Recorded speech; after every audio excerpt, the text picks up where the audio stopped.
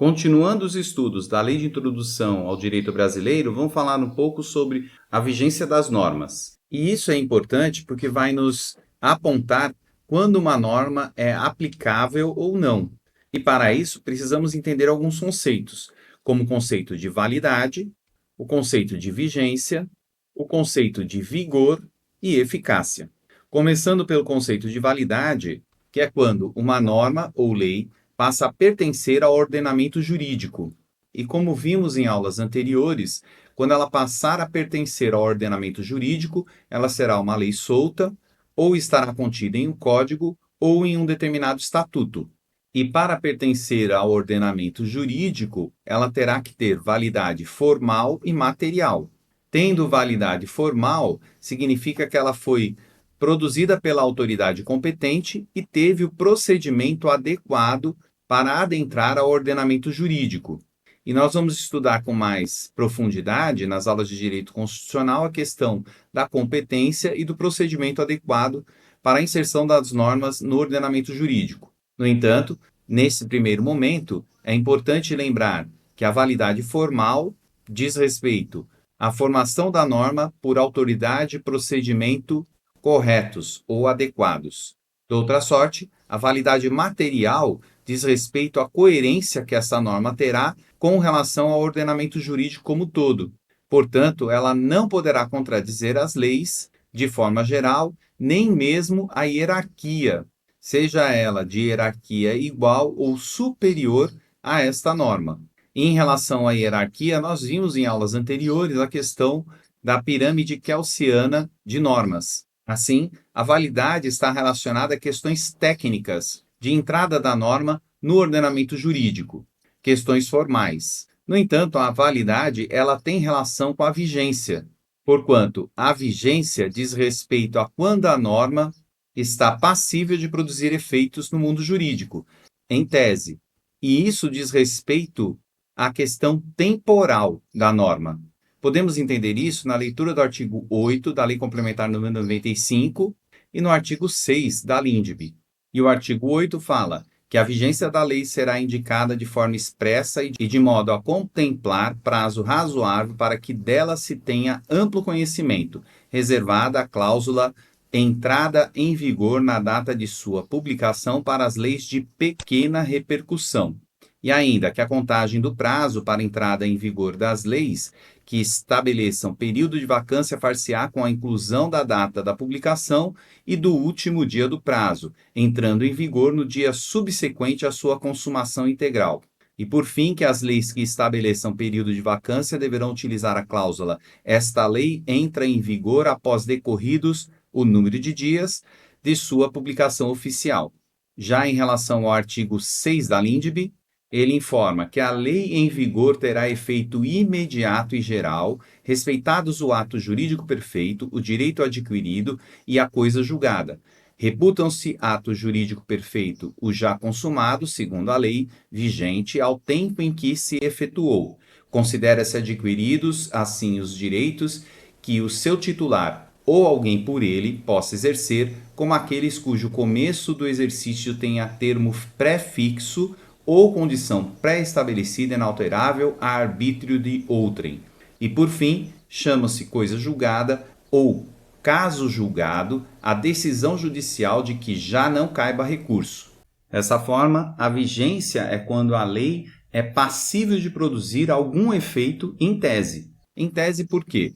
Porque o próprio artigo deixa claro que deve existir um período para conhecimento ou mesmo adaptação da lei, quando esta lei não for de pequena repercussão, para que essa entre em vigor. E esse período é chamado de vacância, ou também conhecido como vacatio legis, que é um prazo estabelecido pela lei para que a lei passe a produzir efeitos. E aqui estamos falando dos efeitos concretos, ou que tenha publicidade adequada, nos termos do artigo 8 da Lei Complementar número 95 que acabamos de ler. E passado o termo de vacância, a lei passa a ter vigor, ou a vigorar, a ter força vinculante. E esse vigor pode se dar até mesmo após a sua revogação, conforme descrito no artigo 2 da LINDB, que diz que, não se destinando à vigência temporária, a lei terá vigor até que outra a modifique ou revogue. E ainda, que a lei posterior revoga a anterior quando expressamente o declare, quando seja com ela incompatível ou quando regule inteiramente a matéria de que tratava a lei anterior.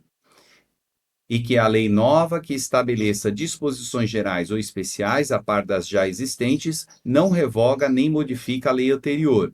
E por fim, que salvo disposição em contrário, a lei revogada não se restaura por ter a lei revogadora perdido a vigência. Dessa forma, uma lei pode estar em vigência, mas não estar em vigor, seja por conta da vacância ou por ter passado o prazo de vigência e ela manter o vigor. Assim, uma lei vigente passa a ser obrigatória quando entra em vigor, tanto para as pessoas de modo geral, como para as autoridades. E entrando em vigor, a lei passa a ter eficácia, que é quando ela passa a produzir os efeitos concretos determinados pela lei. E esta eficácia pode ser uma eficácia técnica, uma eficácia fática ou uma eficácia social. A eficácia técnica é aquela que depende de uma regulamentação para que a lei passe a produzir efeitos efetivos. Esse tipo de eficácia técnica suspende a eficácia da norma, porquanto não está regulada. Já a eficácia fática é quando a tecnologia ou situação que a lei regula não foram criadas ou desenvolvidas ainda. Podemos citar como exemplo a mudança da sua mente para um outro corpo. E nós sabemos que não existe uma tecnologia ainda para isso. É possível que exista uma lei que regule essa situação.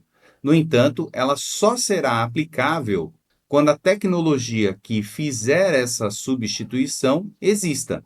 Até lá, ela não terá eficácia fática. Por fim, temos a eficácia social, que é quando uma norma é desrespeitada e não oferece punição ao infrator. E a não punição não está relacionada ao fato da lei não ter punição, mas sim ao fato do administrador não punir efetivamente. E podemos citar vários exemplos aqui, mas um exemplo bem prático seria andar com a mão para fora do carro. Existem vários lugares onde você verifica as pessoas andando com a mão para fora do carro, e isso é contra a lei, punível no Código de Trânsito. No entanto, raramente você vê uma punição em relação a isso. Mas se você for multado por não andar com as mãos no volante do veículo, saiba que isso existe e a multa será válida. No entanto, tanto a eficácia fática como a eficácia social, elas não suspendem a eficácia da norma, diferente da eficácia técnica. E é importante frisar que esta eficácia que estamos estudando aqui, ela é diferente da eficácia das normas constitucionais, que será estudado mais à frente nas aulas de direito constitucional.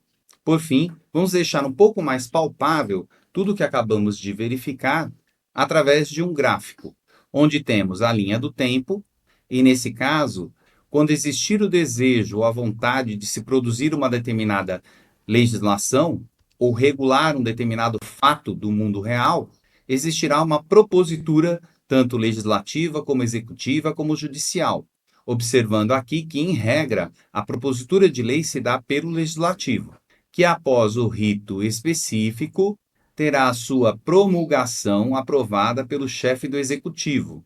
E a partir desse momento, essa regra passa a ser válida.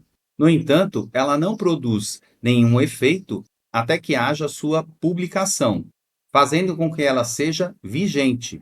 Lembrando que, a partir da publicação, pode haver a retroatividade da lei, que no direito brasileiro é proibido, em regra, salvo no caso da lei penal mais benéfica ao infrator. E a lei válida e publicada pode passar por um período de vacácio, ou não, como vemos aqui embaixo, podendo entrar em vigor na data da sua publicação, mas tendo o período de vacácio, ela entrará em vigor após o período de vacácio. No entanto, mesmo durante a vacácio, ela será vigente.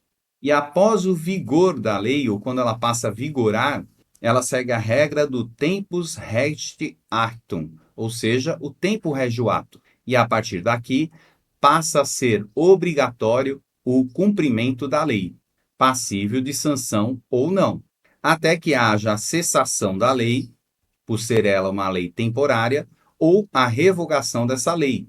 No entanto, ela poderá permanecer em vigor após a sua cessação ou revogação, trazendo assim o efeito da ultratividade da lei. Dessa forma, é possível existir uma lei em vigor sem vigência, que produz assim seus efeitos. E a cessação ou revogação da lei se dará por uma nova lei ou pela expiração do prazo, caso seja uma lei temporária. Dessa forma, fica fácil perceber que a validade da lei se dá após a promulgação e que a vigência da lei se dá após a sua publicação.